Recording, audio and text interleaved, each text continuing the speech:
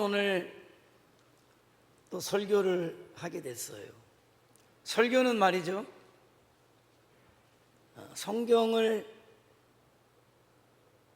설명하는 것은 아니에요. 설명은 하지만은 설명하는 게 설교의 목적은 아니죠. 만약에 설명만 하고 끝나면 그건 성경 해설이 될 거예요. 설교를 할 때 무엇을 염두에 두냐면, 그 본문을 택하고 그 성경 본문에서 무엇을 말씀하고자 하시는가를 찾아요. 그리고 그것을 성도들에게 어떻게 전할 것인가를 고민해요. 그래서 이 말씀을 듣는 성도들이 어떤 삶을 살기를 원하는가를 생각하게 되는 거죠. 그래서 설교는 성도들의 삶에 그래서의 적용점을 찾지 못하면 사실은 그 설교는 실패됐다. 내가 성경을 잘 알고 있기 때문에 성도들에게 성경적 배경들을, 어떤 시대적 배경들을 잘 설명했다라고 해서 설교가 된 건 아니에요. 그 설교를 통해서 성도들이 믿음으로 살아갈 수 있는 어떤 적용점을 찾게 하고, 그래서 그렇게 살게 해야 그 설교는 제대로 된 것이죠. 설교를 통해서 뭐 내 자랑을 해서도 안 되는 것이고, 이 설교가 얼마나 수준이 높은 설교입니까도 의미가 아니고, 그 설교는 성도들로 하여금 듣게 해야 되고, 그 설교를 통해 그 영이 반응해야 하고, 그 말씀을 듣고 살아야 설교가 되는 거죠. 듣는 사람도 역시 마찬가지예요. 들으려고 하는 사람이 듣지 않으면 그냥 교육학의 기본은 그거 아닙니까? 배우려고 하지 않으면 교육학은 그냥 무너지는 거죠. 배우려고 하는 사람이 있어야 교육이라는 게 이루어진단 말이에요. 말씀을 듣고, 오늘도 주일날 목사님을 통해서 선포되는 말씀을 듣고, 그 들려진 말씀이 내 삶 속에 어떻게 적용되어져야 하는가를 찾는 것은 또 듣는 이의 몫인 거예요. 근데 안타깝지만 많은 사람들이, 특별히 우리 한국의 성도들의 특징은 듣는 것 잘해요. 저는 어떻게 보면 한국의 성도들, 특별히 우리 교회 성도들도 마찬가지입니다만은 듣는 거 참 잘하십니다. 반응도 잘해요. 예배 시간에 아멘도 잘하고, 나가면서 정말 오늘 설교에 은혜가 됐다, 감동이 됐다, 인사해요. 그게 정말 사실이에요. 그런데 그런 반면에 좀 약한 것은 뭐냐면, 그래서 내게 들려진 말씀, 감동된 말씀이 내 삶 속에 어떻게 적용이 돼야 하는가에 대해서는 참 많이 약해요. 그래서 원하든 원치 않던 그 삶이 이원론적인 삶이 되는 거죠. 교회 안에서의 내 모습과 교회 밖에서의 내 모습이 다른 것은 어디 있습니까? 그 말씀을 이어주는 내 삶에 적용이 없기 때문에 그렇다는 거예요. 그래서 말씀을 들을 때 저와 여러분은 그냥 듣고 감동하는 데서 그치는 게 아니라 찾아야 돼요. 오늘 이 말씀이 나에게 어떻게 적용이 돼야 되고, 내가 어떻게 순종이 돼야 될까 해서 그 말씀이 적용되고 순종될 때 성경에서 말씀하시는 바대로 그 말씀은 살았고, 그 말씀은 운동력이 있는 거예요. 그래서 내 삶을 바꿔가는 것이죠. 그게 성숙한 신앙으로 가는 길이다. 오늘 사도행전 3장의 말씀을 오늘 본문으로 택하고 저는 그 관점에서 보는 거죠. 오늘 등장인물이 둘이에요. 하나는 성전 미문에서 나면서부터 걸어보지 못한, 그래서 거린의 삶을 살 수밖에 없는 사람, 그리고 베드로와 요한. 아주 구조도 간단해요. 자, 그런데 나면서부터 걷지 못한 인생이었으니 얼마나 참 딱한 삶이었을까. 더더군다나 좀 부모라도 돈이 많았으면 그래도 얼마나 좋을까. 안타깝지만 그 부모가 어땠는지 그가 결국 거지가 될 수밖에 없었다. 그러니까 내가 오늘 살기 위해서는 그래도 사람들이 성전에 들어갈 때 마음이 가장 좋더라, 이 사람이 깨달은 거예요. 시장에서 구걸하는 것보다는 성전 문 앞에서 구걸할 때 그래도 그 사람들이 자기를 향한 자비의 마음이 가장 크더라 라는 깨달음을 가졌겠죠. 그래서 성전 민문에서 그날도 그는 오늘 내가 살아가기 위해서 무엇인가를 얻기 위해서 성전 민문에 그렇게 구걸하며 앉아 있었다. 이게 바로 오늘 본문의 내용이에요. 그런데 그런 그 사람 앞에 누가? 베드로와 요한이 성전에 기도하러 들어갈 때 그런 그를 만나게 되었다. 그리고 그는 간절한 마음으로 베드로와 요한을 바라보는 거예요. 그 간절함에는 어떤 의미가 들어 있습니까? 나에게 오늘 내가 굶지 않고 내가 먹을 수 있도록 한 푼, 두 푼, 아니면 빵이 한 조각이나 두 조각이나 있으면 나에게 주십시오. 그런 마음을 가지고 있는 거죠. 말씀을 보면서 그러면 이 말씀이 오늘 우리에게 전달될 때 그래서 그 사람이 아이고 불쌍하다, 동정심을 갖기 위해서? 그건 아니죠. 그럼 베드로와 요한을 통해서 하나님께서 그에게 하시고자 하셨던 것은 무엇일까? 그걸 보는 거예요.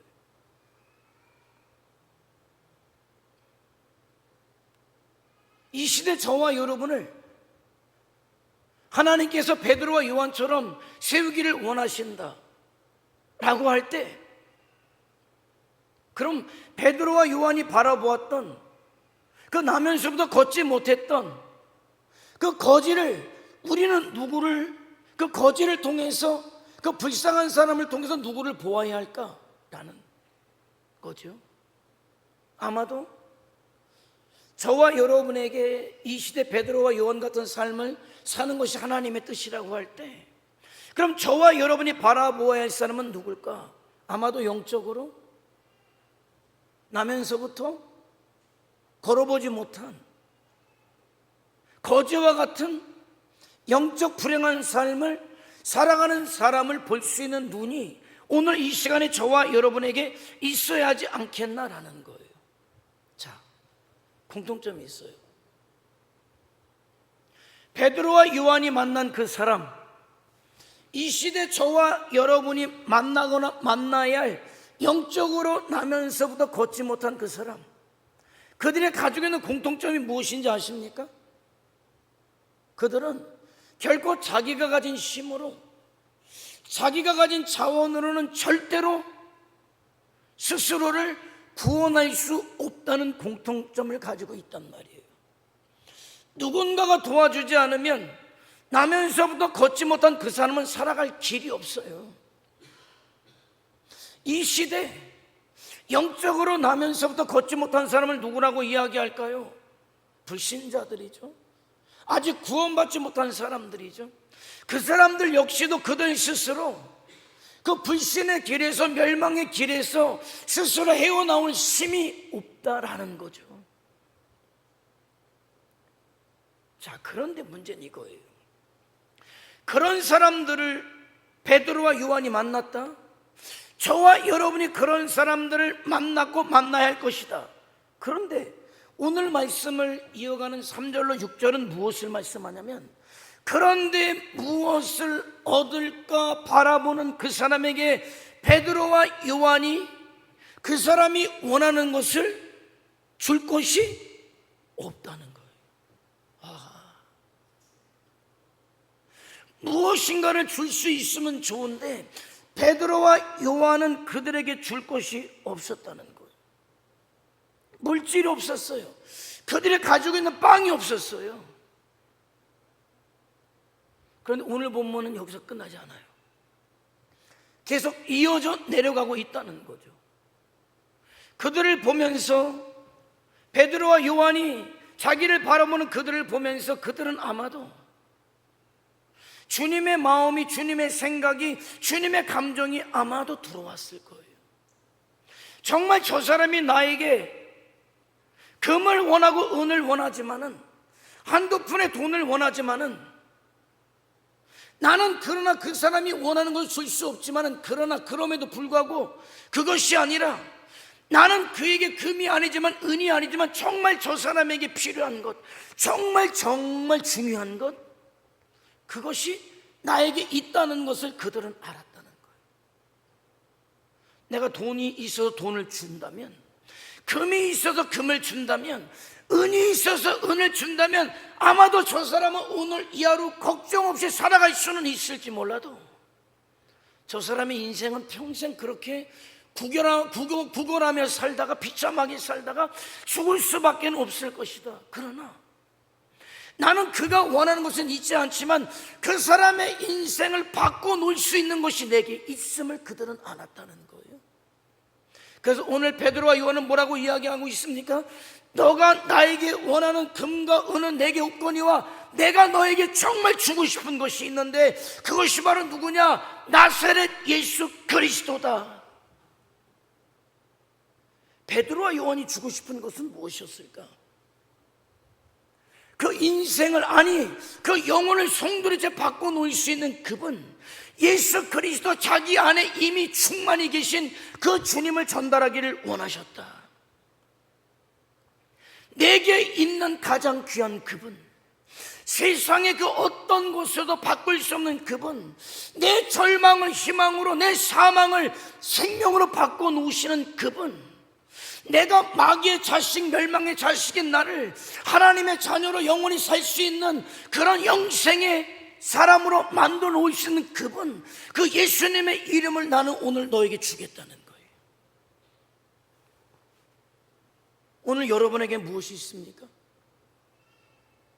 여러분도 수없이 살면서 영적으로 나면서부터 걷지 못한 영적인 거린들을 만나게 될 것이다 라는 거예요. 아니 목사님, 내가 만나는 사람들이요 다 나보다 사는 게 나아요. 아니 그거는 여러분의 육의 눈으로 바라보는 거고, 우리 주님이 뭐라고 이야기합니까? 소아서 7교회령이 뭐라고 이야기합니까? 네가 부유한 것 같지, 너는 벌거벗었어.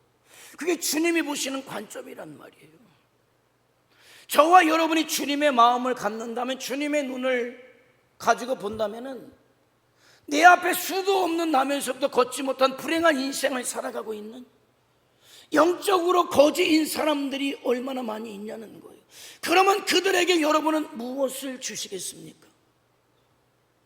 과연 여러분에게 있는 것은 무엇입니까? 금이 있습니까? 은이 있습니까? 목사님, 그래도 저는요 오늘 성경에 나오고 있는 베드로와 요한보다는 나아요. 나는 그래도 수입이 있고 먹을 것이 있고 그래도 나눠줄 것이 있어요. 그래서 정말 그들에게, 그들이 원한다고 해서 여러분의 금을, 여러분의 은을, 여러분의 모든 것을 나누어 주는 게 정말 여러분이 해야 할 일인가요? 아니요.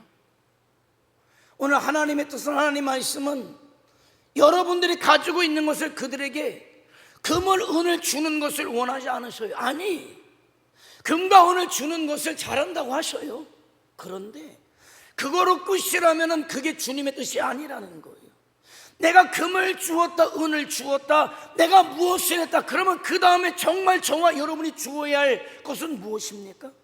바로 오늘 베드로와 요한이 이야기하고 있는 금보다 은보다 귀한 그 사람이 지금 원하는 것, 아니 본질적으로 그 사람의 인생을, 영혼을 바꿔놓을 수 있는 예수 그리스도를 저와 여러분이 전해줄 수 있어야 한다는 거예요.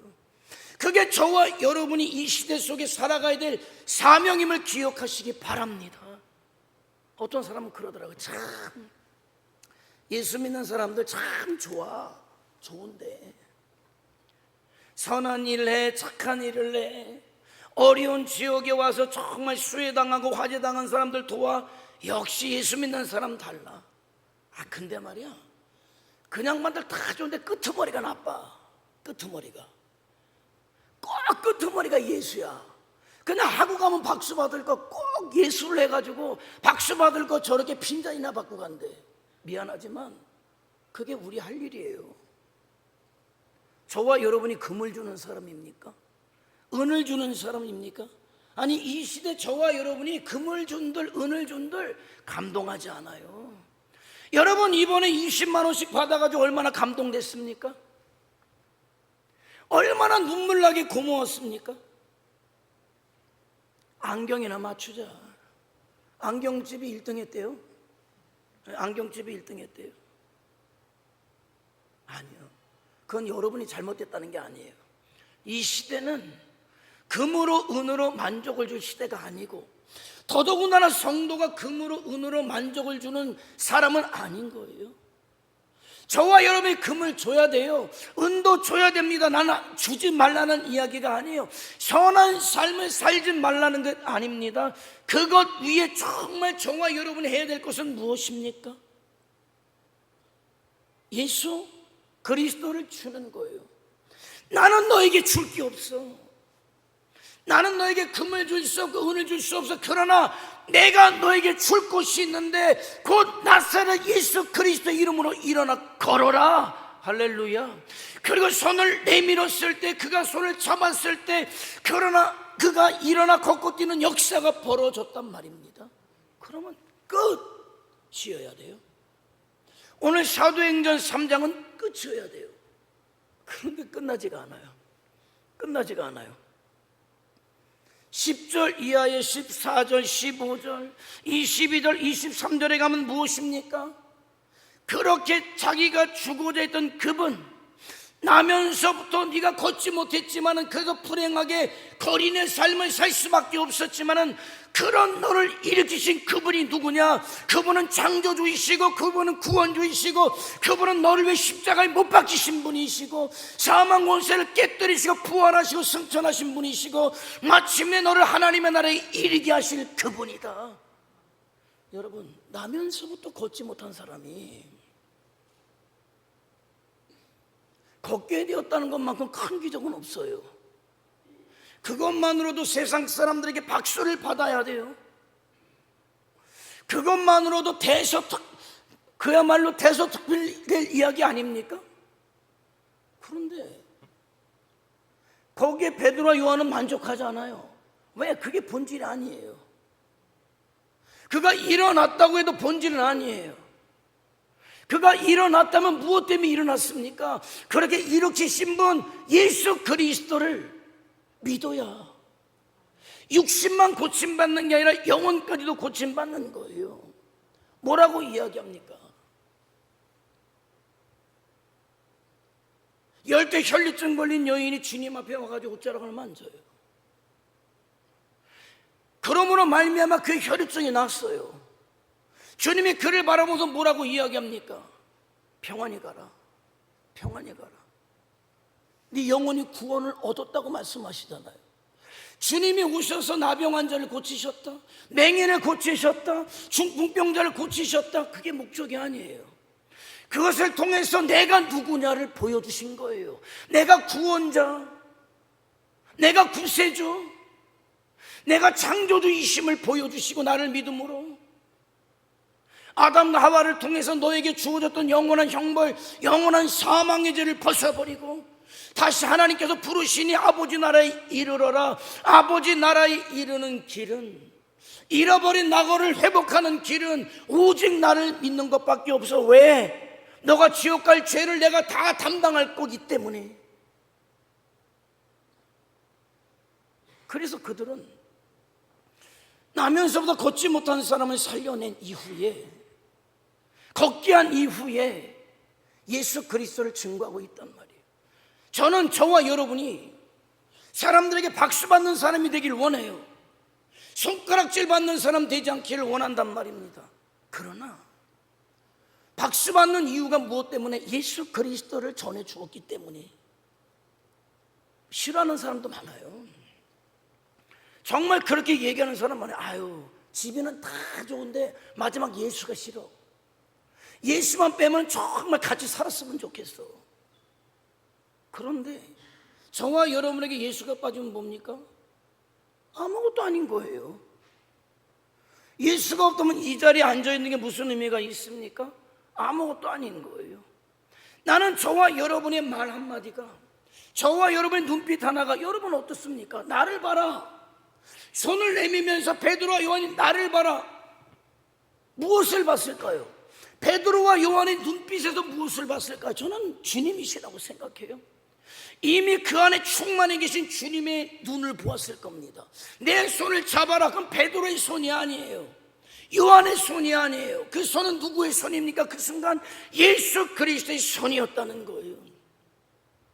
나는 저와 여러분이 만나는 사람들에게 여러분의 말이 아니라 예수님의 말이 되기를 원하고, 여러분의 눈이 예수님의 눈빛이 되기를 원하고, 여러분의 행동이 예수님의 행동이 되기를 원한단 말이죠. 어떻게? 그거는 우러나오는 거예요. 그게 보이는데 어떻게? 그게 보이는데 어떻게 해요? 그게 보이는 거예요.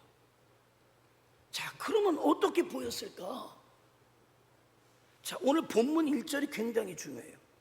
자, 이 사람의 만남이 시작된 것이 왜 만남이 시작됐습니까?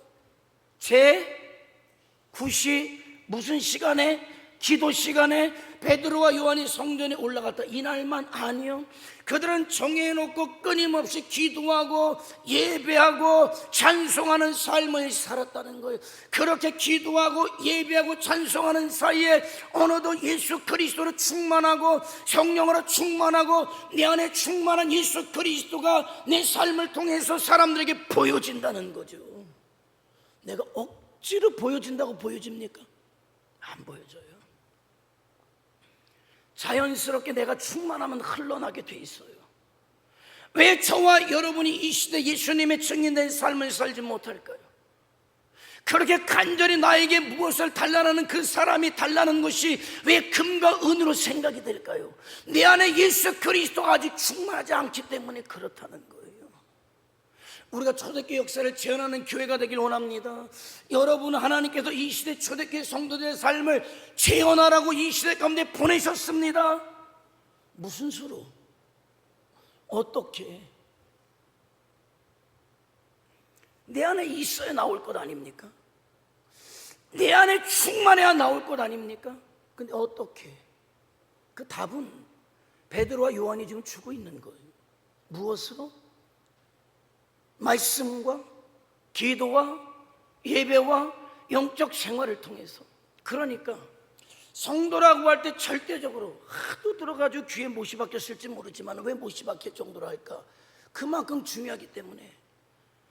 지금 제가 여러분께 드리는 말씀이 이해가 되든지 안 되든지, 그래 내가 예수로 충만한 삶을 살아야 되겠다, 내 생각 이래야지 저래야지 내려놓고 베드로와 요한이 그랬듯이 내가 기도하고 예배하고 말씀에 순종하면서 한번 살아봐야지.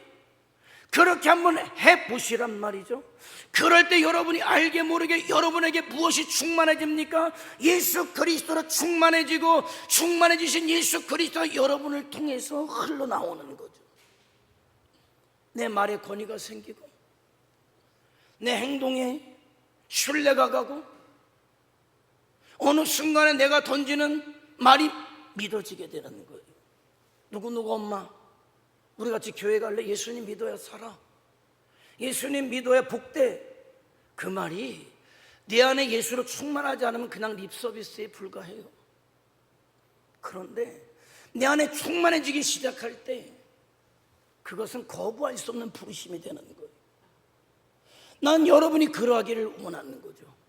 그런 삶을 살아갈 수 있는 자들이 되기를 원하는 거예요. 그럴 때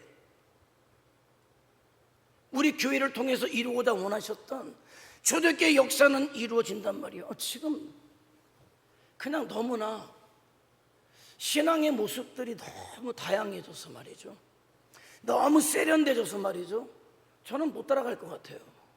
왜? 제가 못 따라가. 성향이 그런 게 싫어. 제가 여러분에게 말씀을 전합니다만은 바쁘니까 예배 참석하시고 또 나중에 올리는 말씀 들을 수 있으면 들었으면 좋겠다. 그리고 짧게 끊어서 말씀을 올려드리는 이유는 뭘까요? 그거예요. 어떻게든 말씀을 들어서 생각의 변화가 오고 삶의 변화가 오고 가치의 변화가 오도록. 하나님 미안한 부분은 있어요. 제가 잠깐 여러분 저의 집안의 집안 내력을 좀 얘기한다면 말이에요. 우리 아버님은 먼 내력도 필요 없어요. 우리 부모님 세대. 우리 아버님의 4형제분, 고모님이 2분. 뭐 생신이나 무슨 큰일 때 어르신들이 모여요. 그럼 집안에서 얼마나 반가우시겠어요? 말씀을 하셔요. 그럼 지나가는 사람들이 문을 열고 막 들어와요. 왜? 싸우는 줄 알고. 흔히 우리 집안은 여러분이 아는 것처럼 저 기차 화통을 삶아 먹은 집안이라 제가 이렇게 말씀을 짧게 올리면서 미안해. 왜? 아니 틀기만 하면 소리만 지르고 있어. 근데 여러분 제가 소리 지른다고 해서 화난 거 아니고 뭐 한다고 해서 여러분 야단치는 거 절대 아니고 그냥 저는 그냥 간절히 얘기할 뿐이니까 이해해 주세요. 그냥 미안한 마음이 있어요. 그래서 잠깐 그냥 설교자의 변 이렇게 말씀을 드리는 거예요. 그런데 간절함 때문에 그래요. 내가 정말 예수로 충만하지 않으면 나는 그 예수님의 증인이 될 수 없기 때문에. 그런데 예수님의 증인이 되라고 부르셨는데 내가 예수님의 증인된 삶을 못 산다. 그러면 헛사는 거예요. 나는 제 목적은 첫 번째는 하나님 앞에 부끄럽지 않은 인생 목회하는 거, 2번째는 성도들에게 부끄럽지 않은 목회하는 거. 그게 목표예요. 뭐 자식들에게 부끄럽지 않다 이런 건 난 별로 없어요. 그런 거 없어요. 그냥 나는 내 할 일 다 했다고 생각해요. 나서 그만큼 길러서 지가 직장 다니면 됐지. 나는 뭐 그래서 얘기해요. 장가 갈 때 연락 좀 해주면 내가 갈게. 알아서 다 해서 가라. 시집가래는 아직까지 그걸 못하고 있어서 좀 그렇긴 합니다만 그럴 줄로 알아요. 왜? 저는 다 했다고 생각해요. 네가 믿는 집안에 태어나서 믿음 안에서 자라갔다면 난 너한테 할 일 다 했다. 난 그렇게 생각해요. 그래서 저의 가장 큰 목표는 하나님 앞에 성도들에게 부끄럽지 않은 삶을 살아가는 것. 그러기 위해서는 뭡니까? 예수로 충만해야 돼. 왜? 주님 만날 거니까. 여러분 저와 여러분이 주님 만날 거가 아니라면 여기 있을 필요 없어요. 주님 만나야 하니까. 그러면 주님께서 나를 불러주셨을 때 너 어떻게 살았니? 정말 내가 너를 부른 대로 살았니? 나를 위해 살았니? 예배자로 살았니? 예수의 증인으로 살았니? 물어볼 텐데 내가 그러지 못하고 내 육신에 바빠서 내 먹고 놀고 즐기는 거 바빠서 헤매고 다녔을 때 나는 주님 앞에 어떻게 하겠냐는 거예요. 아니 난 지옥 안 보내주는 게 너무 감사하지만은 그러나 영원토록 그 주님 앞에 미안하고 부끄러움이 어떻게 되겠어요? 물론 감사한 마음이 있어. 엄청 내가 그럼에도 불구하고 하나님 나라에 불러주기 너무 감사해.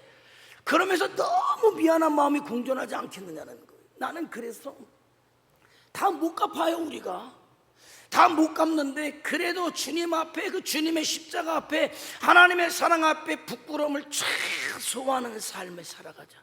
나는 그래서 여러분에게 이렇게 간절히 외치는 거예요. 그냥 나는 그래서 여러분이 들어줬으면 좋겠다. 나 옛날에는 안 그랬어요. 듣든지 말든 이건 여러분이 할 일이고 나는 주님께서 주신 말씀 나는 최선을 다해서 전하면 그만이다. 내 할 일 다 했다. 근데 이제 철이 들고 보니까 아니에요. 내가 최선을 다해서 전하지만은 여러분이 제발 들어줬으면 좋겠어요. 그래서 정말 그 말씀이 여러분 마음에 말씀의 씨앗이 떨어져서 자라서 나도 우리 목사님 저렇게 얘기하는데 하나님 만나야 되는데 그 하나님 만나는 날 나는 부끄러움을 최소화할 거야. 정말 부끄러움을 최소화할 거야. 부끄러움이 최소화되는 만큼 감사가 더 커지잖아요. 더 커지잖아요. 그 영광된 천국의 삶을 나는 살아갈 거야. 그것을 위해서 나는 또 그 복음을 전하는 것이고 그런 삶을 살아내는 것이고 그런 삶을 통해서 우리가 초대교회 역사를 이루어갈 때 저는 장담해요. 지금 현재 우리의 모습은 우리의 모습이 아니다. 하나님께서 반드시 우리를 통해서 일하실 것이다. 저는 그 꿈을 가져요. 저는 저 혼자만의 꿈이 되지 않길 원해요. 저와 여러분이 함께 정말 이 시대 예배대로 예수님의 증인으로 예수로 충만한 삶을 통해 그 역사, 초대교회 역사, 초대교회 성도들의 삶을 재현해 나갈 수 있기를 주님의 이름으로 축원해 드립니다. 기도하시겠습니다. 정말 제 소원이 있어요. 그 소원은 내 인생 마치고 하나님 만날 텐데 나 그날에 부끄럽지 않을 거야. 그 소원이에요.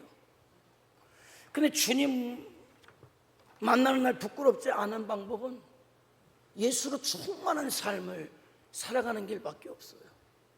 나를 부르실 때 네가 이 시대 베드로야? 네가 이 시대 요한이야? 영적으로 나면서부터 걷지 못한 사람들이 있지. 부유한 것 같으나 정작 벌거벗은 사람들이 있잖아. 그 사람들에게 내 증인이 되지 않을래? 나는 내 증인 되기를 원한다. 주님의 부르심이에요.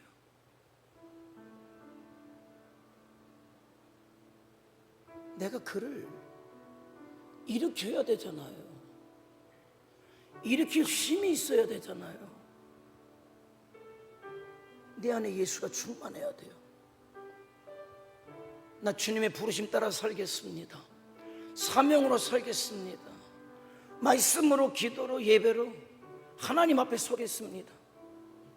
어느 순간 내 안에 충만하신 주님이 나오고 나를 통해 일하시는 역사가 있어서 정말 우리 소원대로 초대교회 역사를 이루어가는 성도들, 초대교회 역사를 이루어가는 교회가 우리 천지교회가 되도록 역사하옵소서. 다 같이 주여 한번 부르며 통성으로 기도합니다. 주여, 전능하신 아버지 하나님, 주님 감사합니다.